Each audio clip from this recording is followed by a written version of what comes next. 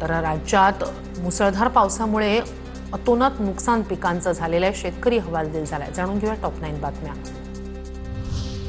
नांदेडमध्ये पावसाची विश्रांती, मात्र सोयाबीनच्या शेतात अद्यापही पाणी।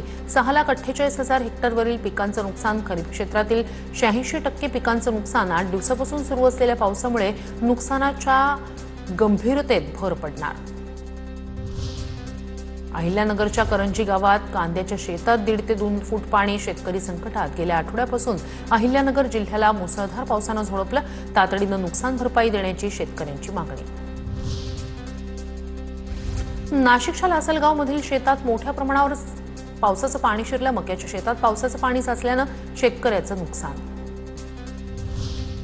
बीडमध्ये गोदावरी नदीचं पाणी गोंदी गावात शिरलं। गावात पाणी शिरल्यानं नागरिकांचे हाल। नदीकाठच्या नागरिकांना प्रशासनाकडून सतर्कतेचा इशारा। बीडच्या गोदावरी नदीपात्रात 2.5 लाख क्युसेक्नं पाण्याचा विसर्ग। गोदावरी नदीकाठचे अनेक लोक टाकरवनमधील जिल्हा परिषद शाळेत स्थलांतरित। नदीकाठच्या गावातील घरांमध्ये शिरलं पाणी। अहिल्यानगर जिल्ह्यात ढगफुटी सदृश पावसामुळे शेतकऱ्यांचं प्रचंड नुकसान। कौडगावमध्ये शेतकऱ्यांच्या सोयाबीनमध्ये गुडघाभर पाणी। संपूर्ण सोयाबीन पीक गेलं वाया। जळगावच्या चाळीसगाव तालुक्यातील 7ही मंडळांमध्ये अतिवृष्टी। चाळीसगावच्या हातगाव शिवारातील शेतकऱ्यांचा आक्रोश। हातातोंडाशी आलेलं कपाशी पीक उद्ध्वस्त झाल्यानं शेतकरी हवालदिल।